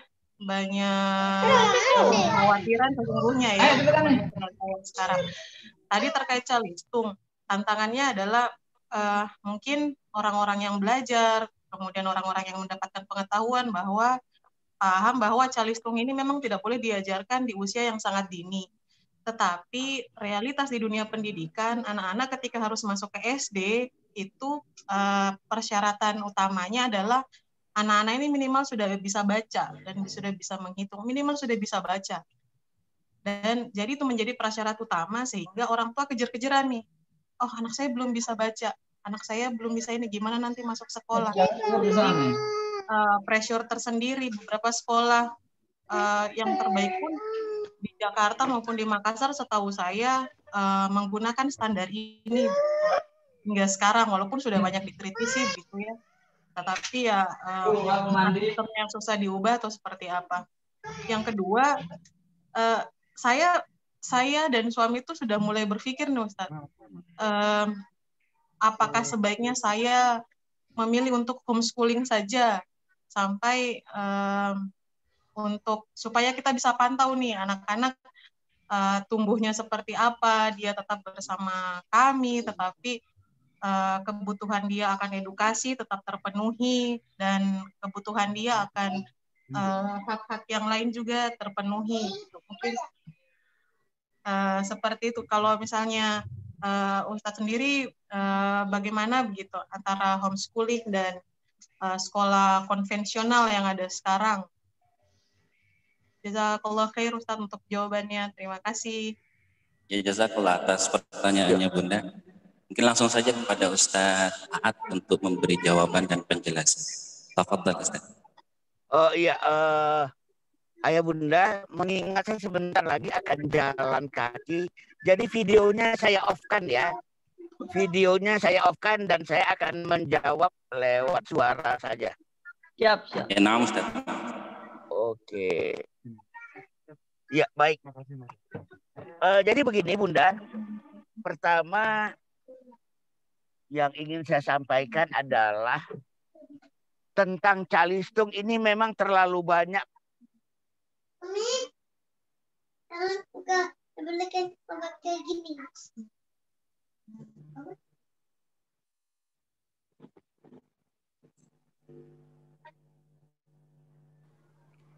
Ustadz. Suaranya termut. Tes. Ya, suaranya ada. Halo, Bunda, tes. hanya Ustadz Ya. sedang berjalan Oke. kaki. Halo. Ya, Inam Ustadz, halo. Ya, saya lanjutkan. Jadi pertama, tolong pelajari undang-undang. Karena dengan bermodal undang-undang, kita bisa mengingatkan pihak SD yang memaksakan calistung itu sudah ada saat masuk SD. Undang-undang Permendiknas nomor 22 tahun 2006, bahkan beberapa perda daerah jelas mengatakan itu tidak boleh dilakukan sebelum 7 tahun. Bahkan misalnya Perda Provinsi Jawa Timur mengatakan TK yang masih menyelenggarakan calistung jika ketahuan akan ditutup, gitu ya. Nah, kalau kita tidak berpegang pada peraturan dan undang-undang, kita nggak bisa membantah, melawan atau meluruskan, ya. Kita nggak bisa. Nah, tapi kalau kita memegang peraturan, undang-undang, perda, Permendiknas dan segala macam, kita bisa meluruskan hal itu semua, gitu loh. Gitu. Terus kemudian untuk pertanyaan yang kedua, tentang apakah homeschooling saja atau tidak. Pertama, sampai anak berusia 7 tahun memang paling ideal. Kalau bisa dididik sendiri itu bagus banget, ya. Sampai 7 tahun kalau bisa dididik sendiri itu memang bagus banget, gitu. Nah, kemudian di atas 7 tahun itu bisa berbeda. Apakah akan dititipkan atau kemudian akan ditangani sendiri? Silakan saja. Nah, gitu. Itu kalau kita sanggup melakukannya itu lebih ideal. Tapi begini, saya lebih suka menggunakan istilah home education. Ketimbang istilah homeschooling, saya lebih suka menggunakan istilah home education. Jadi bukan memindahkan sekolah ke dalam rumah, tetapi memang menjadikan rumah itu sebagai institusi pendidikan yang difokuskan pada karakter. Yang kedua, perbedaan antara homeschooling dan home education adalah kalau pada homeschooling seringkali kita mengundang guru, ya, kita mengundang guru ke rumah. Tapi pada home education yang terjadi adalah kita yang mendidik anak itu secara langsung. Kita yang mendidik anak itu secara langsung. Nah, jadi ini sebenarnya adalah pilihan-pilihan kepada para orang tua. Ingin homeschooling itu oke, tapi saya lebih menggunakan istilah home education. Ingin disekolahkan juga oke, tetapi letakkan pada proporsinya, ya, letakkan pada proporsinya. Jangan sampai semua beban diserahkan pada sekolah, semua bahkan pada sekolah. Kalau ada kesalahan dalam pendidikan karakter anak, seolah-olah yang salah adalah sekolah, gitu ya. Ini yang tidak kita kehendaki. Oke, terima kasih. Ya, jazakallah atas jawabannya, Ustaz. Pertanyaan satu lagi dari Bisa bertanya, Ustaz? Ibu Tita. Ya. Bagaimana cara menegur anak yang suka ingin melakukan sesuatu, padahal sesuatu itu tidak bagus untuk dirinya. Dan anak-anak bisa paham dan mengerti maksud dari larangan orang tuanya. Mungkin bisa langsung dijawab, Ustaz. Oke, baik. Nah, itu pertanyaan itu sangat tergantung dari usia anaknya berapa, ya. Tolong dimantukan dulu. Ya, itu pertanyaan itu tergantung dari usia anaknya berapa. Kalau usia sang anak itu di bawah 7 tahun, ya, maka pendidikan terbaik bagi mereka adalah melalui keteladanan orang tuanya. Itu yang pertama, ya, melalui keteladanan. Kemudian yang kedua, melalui cerita-cerita. Lebih banyak gunakan pendekatan itu. Satu contoh misalnya anak kita 5 tahun, loh kok masih buang sampah sembarangan? Ya. Caranya gimana? Bukan melarangnya atau menyuruhnya membuang sampah di tempat sampah. Tapi tolong berikan contoh bahwa orang tuanya ini memang ternyata setiap buang sampah lalu di tempat sampah gitu ya. Nah gitu. Ketika anaknya buang sampah sembarangan, orang tuanya langsung mengambil sampah itu lalu memindahkannya ke tempat sampah ya. Cerita itu adalah pendidikan yang terbaik pada anak usia di bawah 7 tahun. Dan jangan takut, 73% ayat Al-Quran adalah kisah-kisah. Harusnya kita nggak akan kehabisan cerita karena 73% ayat Al-Quran adalah kisah-kisah. Ya. Nah, tapi berbeda dengan mereka-mereka yang usianya sudah di atas 7. Kita sudah bisa mengajarkan, mengingatkannya, ya, menegurnya. Bahkan di atas 10 tahun sudah bisa diberikan hukuman. Tapi itu ya, di atas 7 dan di atas 10. Sebelumnya kita tidak melakukan itu.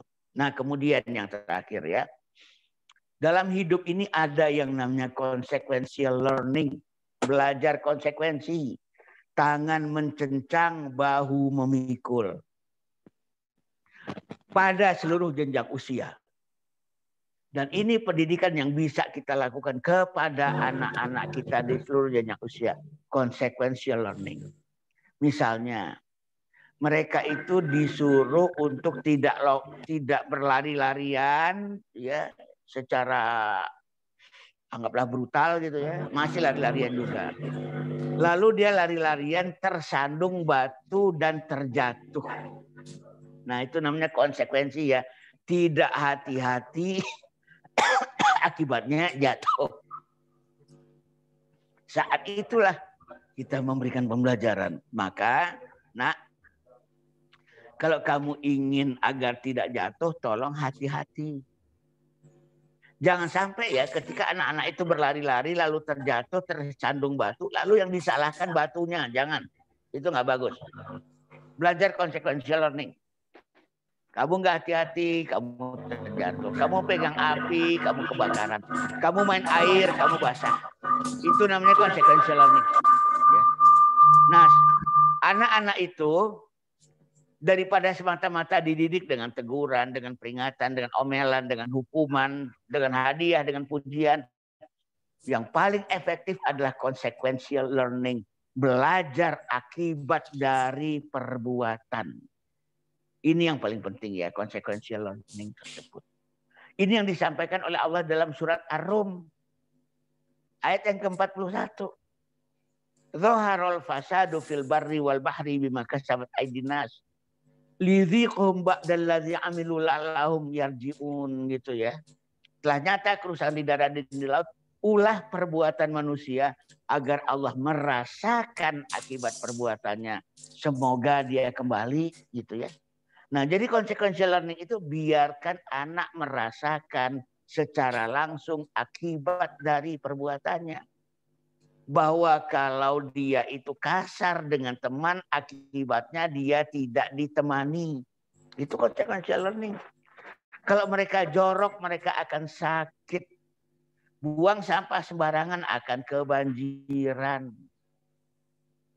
Ini yang disebut dengan consequential learning. Dan ini adalah pendidikan yang sangat baik buat anak-anak itu. Tantangan mencencang, bahu memikul. Dia berbuat ya dia bertanggung jawab. Nah, kira-kira begitu ya. Terima kasih. Ya. Na'am, jazakallah Ustaz. Untuk para pemirsa, ayah bunda yang mungkin pertanyaan-pertanyaannya belum sempat kami sampaikan kepada pemateri hari ini, kami sangat mohon maaf karena keterbatasan waktu kita.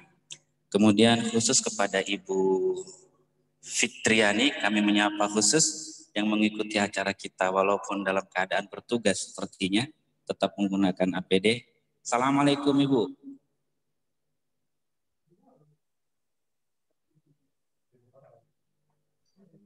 Waalaikumsalam Ustaz. Waalaikumsalam warahmatullahi. Siapa nama putra putrinya Ibu? Anak saya Baru Ustaz, kelas 1 SMP Al-Kindi. Pak Muhammad Oh Raihan iya, iya. Al-Ghazalah. Masya Allah, jazakallah khair. Mudah-mudahan Saya dari menjadi. IC Wahidin Ustaz. Terima Oh kasih. iya, iya.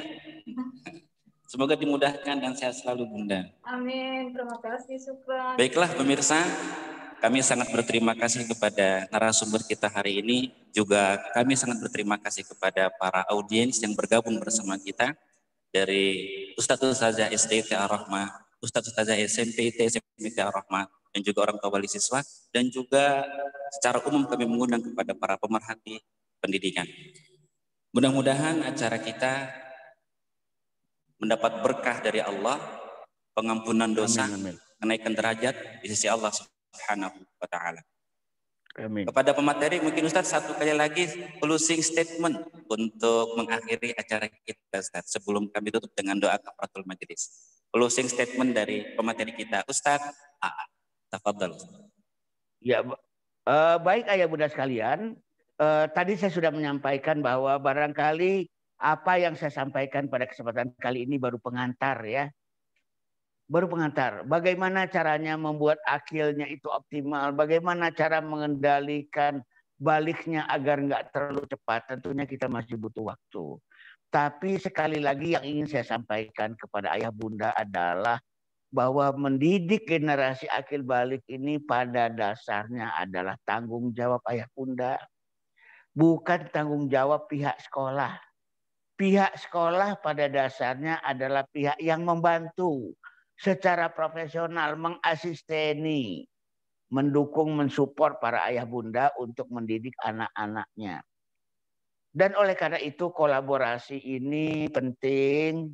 Pihak sekolah juga perlu secara berkala ya melakukan kegiatan-kegiatan parenting, melakukan pembelajaran terhadap para orang tua agar satu frekuensi dalam mendidik anak-anaknya, tidak bertabrakan. Dalam satu kesempatan saya pernah mengatakan bahwa di usia SD peran orang tua 70% dan peran sekolah adalah 30%. Oleh karena itu setidak-tidaknya bahkan saya seringkali mendorong-dorong sekolah. Dalam 1 tahun itu perlu 7 kali parenting dengan para orang tua. Di beberapa sekolah yang saya bina itu memang sudah lama dilakukan hal itu ya. Karena seringkali mengedukasi para orang tua boleh jadi jauh lebih penting daripada mengedukasi anaknya sendiri. Nah begitu. Bahkan saya terharu ya. Ada sebuah TK di daerah Tangerang ya. Itu waktu saya tanya apa cita-cita TK ini? Jawabannya adalah dibubarkan katanya gitu. Loh kok cita-citanya dibubarkan? Saya bilang iya. Kami mengedukasi orang tua mereka. Kalau orang tua mereka setelah diedukasi mampu mendidik anaknya sendiri di usia TK, maka alhamdulillah sejak saat itu TK kami akan kami tutup. Karena itulah cita-cita tertinggi kami. Nah ini kan luar biasa banget ya. Menggambarkan begitu pentingnya peran ayah bunda dalam pendidikan anak. Mungkin itu saja sebagai closing statement. Al-haqqu min rabbik fala takunanna minal mumtarin. Kebenaran dari Allah. Semoga kita tidak termasuk golongan orang-orang yang ragu. Saya mohon maaf karena beberapa sesi dari kegiatan kita ini saya sambil bergerak ya, kira-kira begitu. Sekian saja. Billahi taufiq wal hidayah. Wassalamualaikum warahmatullahi wabarakatuh. Waalaikumsalam warahmatullahi wabarakatuh. Para pemirsa, ayah bunda dan juga para pendengar, untuk sertifikat dapat ayah bunda lihat di link chat kolom. Linknya dapat dilihat di chat kolom. Juga sekaligus satu di antara kesimpulan yang dapat saya ambil adalah ketika anak-anak itu kita ibaratkan sebagai pesawat, maka ayah bunda sebagai sayap kirinya, guru-guru sebagai sayap kanannya. Ketika hubungan antara kedua sayap ini tidak stabil, maka pesawat bergerak tak tentu arah, saling menyalahkan. Sekolah menyalahkan rumah, rumah menyalahkan sekolah. Anak-anak mencari pelarian pihak-pihak yang lain untuk menjadi tempatnya curhat. Sehingga itu tidak kita inginkan. Mari ayah bunda kita sinergi bersama agar pesawat tepat sampai pada tujuan dan sasarannya. Kemudian untuk ayah bunda yang ingin menonton kembali acara kita dapat melihat di link YouTube dan link Facebook yang bisa dilihat di chat kolom. Untuk Ustadz pemateri, Ustadz Taat, apakah bisa kami bagikan nomor kontaknya ke audiens kita hari ini, Ustadz? Boleh, silakan. Jazakallah Ustadz, jazakallah khair. Boleh, ya. Kami mewakili grup Segerap, grup yang bertugas pada hari ini, mengucapkan terima kasih kepada semua pihak, narasumber kita dan juga audiens kita, sehingga dapat berjalan dengan baik. Segala sesuatunya kami mohon maaf jika ada hal-hal yang kurang berkenan dari terlaksananya acara parenting hari ini. Dan insya Allah kita akan mengadakan lagi parenting sesi keempat pada bulan berikutnya. Nantikan tanggal dan waktunya. Dan insya Allah kami dari pihak penyelenggara akan memberikan souvenir kepada Ibu Fitriani yang Masya Allah luar biasa. Dalam bertugas tetap meluangkan waktunya membersamai kita dalam acara seminar parenting sesi ketiga hari ini. Mari kita sama-sama membaca hamdalah dan doa kafaratul majelis. Alhamdulillahirabbil alamin. Subhanallahumma bihamdika asyhadu an la ilaha illa anta astaghfiruka wa atubu ilaik. Sampai ketemu pada episode berikutnya. Assalamualaikum warahmatullahi wabarakatuh. Waalaikumsalam warahmatullahi wabarakatuh. Saya izin duluan ya. Assalamualaikum wabarakatuh. Waalaikumsalam warahmatullahi wabarakatuh. Waalaikumsalam warahmatullahi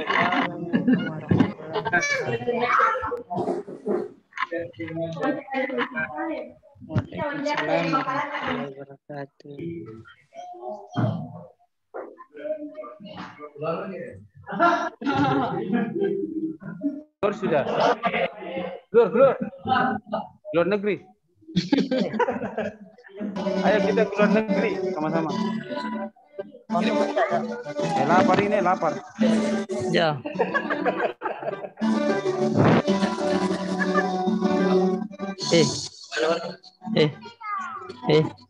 Saya juga.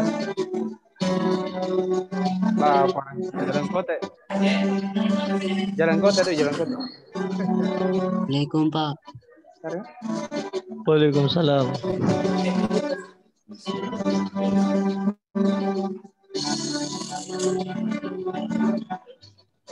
Oke.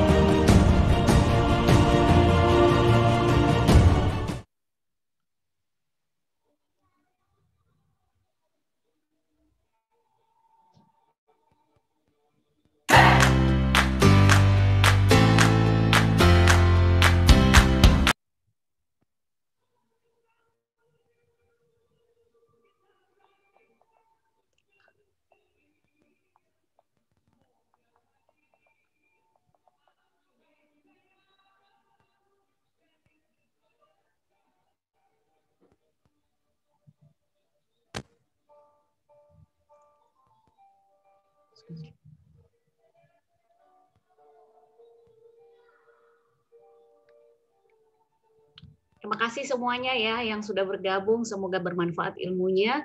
Bagi orang tua murid yang mau mengunduh ininya, sertifikat parentingnya boleh mengisi link daftar hadir. Dan sudah dibagikan di grup orang tua.